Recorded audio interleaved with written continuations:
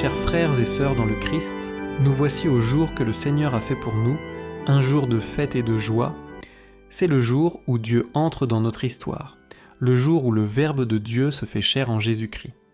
Il prend notre nature humaine pour nous faire participer à sa vie divine. Alors que les lectures des messes de minuit et de l'aurore nous racontaient comment Jésus est né et ce qui s'est passé lors de sa naissance, la liturgie de la messe du jour met en lumière une autre réalité. Elle nous aide à comprendre qui est ce nouveau-né, pourquoi il est né et ce que sa naissance change pour nous. Cette méditation s'articule autour de 3 points. Jésus, lumière véritable.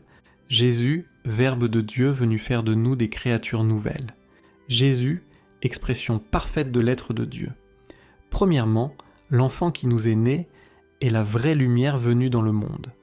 Cette image de Jésus comme lumière revient à plusieurs reprises dans l'évangile d'aujourd'hui. En lui était la vie, et la vie était la lumière des hommes. La lumière brille dans les ténèbres, et les ténèbres ne l'ont pas arrêtée. Ce n'est donc pas un hasard si, au temps de Noël, nos villes, nos quartiers et nos maisons se remplissent de lumière qui reflètent une beauté extraordinaire.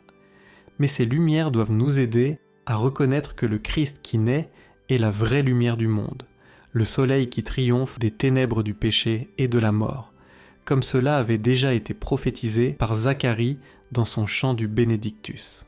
L'Évangile nous rapporte aussi le témoignage de Jean le Baptiste sur cette lumière venue nous visiter. Le Verbe était la lumière qui éclaire tout homme. Nous connaissons tous l'importance de la lumière. Si vous dormez dans une chambre inconnue et que vous devez sortir en pleine nuit sans lumière, vous êtes perdu. Mais la moindre petite lueur suffit à vous montrer la porte. Voilà ce qui se passe quand nous accueillons Jésus, lumière véritable, dans nos cœurs. Mais sommes-nous vraiment disposés à accueillir cette lumière ? Car si, devant la lumière, nous gardons les yeux fermés, nous ne voyons que l'obscurité, malgré la présence de la lumière. Cette fermeture du cœur est évoquée dans l'Évangile. Il est venu chez lui, et les siens ne l'ont pas reçu. Nous savons aussi qu'à sa naissance, Jésus n'a trouvé pour repos qu'une crèche, une mangeoire, symbole qu'il est venu pour être le pain de la vie éternelle. Nous sommes donc appelés à remplacer la mangeoire de Bethléem par nos propres cœurs. C'est ainsi qu'il pourra nous arracher aux ténèbres du péché, du mensonge, de la peur, de la haine et du découragement et conduire nos pas sur le chemin de la paix. En deuxième lieu, aujourd'hui, nous contemplons Jésus, né pour faire de nous des créatures nouvelles. L'évangile de ce jour nous ramène au commencement de toutes choses, au moment de la création du monde. Au commencement était le Verbe, et le Verbe était auprès de Dieu, et le Verbe était Dieu. C'est par lui que tout est venu à l'existence. Cette référence à la création nous fait comprendre que Dieu a pris chair de notre chair pour restaurer en nous ce que le péché avait détruit, c'est-à-dire pour nous redonner la vie de Dieu. Comme le dit la prière d'ouverture, Dieu a merveilleusement créé l'être humain dans sa dignité, et lorsque le péché a blessé sa relation avec Dieu et introduit la mort, il l'a rétabli plus merveilleusement encore par son œuvre de salut. Par l'incarnation, nous sommes unis à la divinité de celui qui a voulu prendre notre humanité.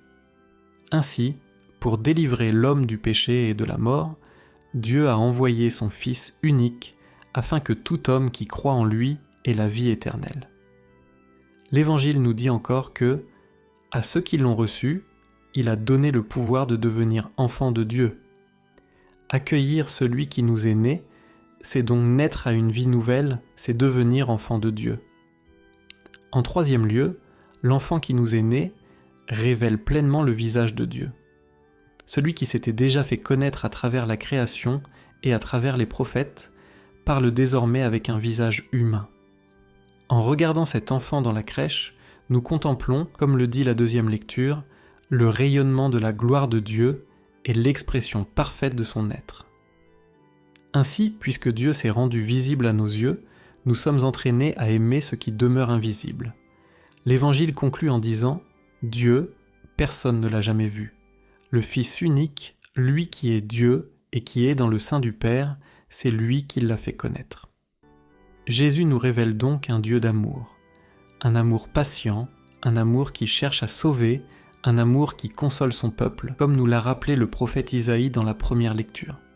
Chers frères et sœurs, Voilà la raison de notre joie aujourd'hui. Celui qui nous est né est prince de la paix. Il est notre sauveur et notre lumière. Il s'appelle Emmanuel, Dieu avec nous, ce qui signifie qu'il ne vient pas comme un touriste de passage, mais comme un compagnon de route, le compagnon fidèle de notre pèlerinage vers la terre promise. Accueillons-le, gardons-le dans nos cœurs et partageons autour de nous la joie et la paix qu'il nous apporte. Joyeux Noël à toutes et à tous, et que le Christ né à Bethléem règne dans nos vies.